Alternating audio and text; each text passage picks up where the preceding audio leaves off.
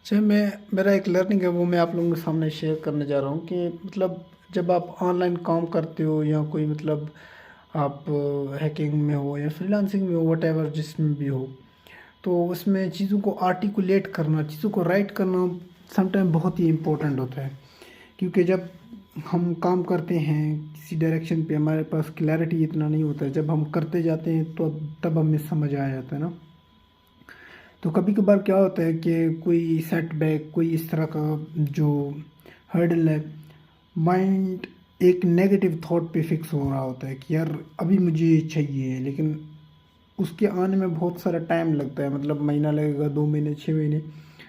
तो उस अ, उस मोमेंट को आप कैसे कोप अप करेंगे अगर वो थॉट आपके ऊपर हैवी है, मतलब 5-6 महीने से या 1-2 महीने से भी है ना।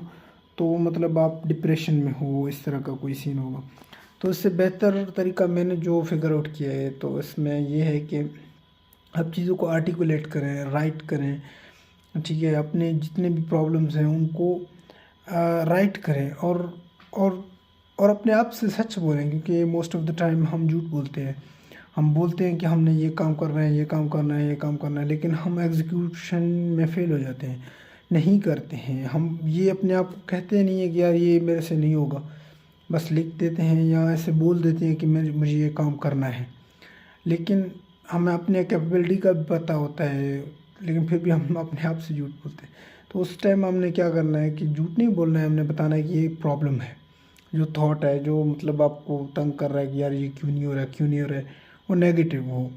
अगर पॉजिटिव है तो उसमें कोई बुराई नहीं है, क्योंकि उसमें अगर पॉजिटिव थॉट अगर बार बार आ रहा है तो उसमें आप कुछ अच्छा नतीजा हासिल कर सकते हैं। लेट्स से आप रिसर्च कर रहे हो किसी टॉपिक पर, तो आप उसके बारे में ओवर थिंक करोगे तो और एनर्जी आएगी, और आइडियाज़ आएंगे, और ट्राई चीज़ें को करोगे, तो इसमें ग्रोथ है।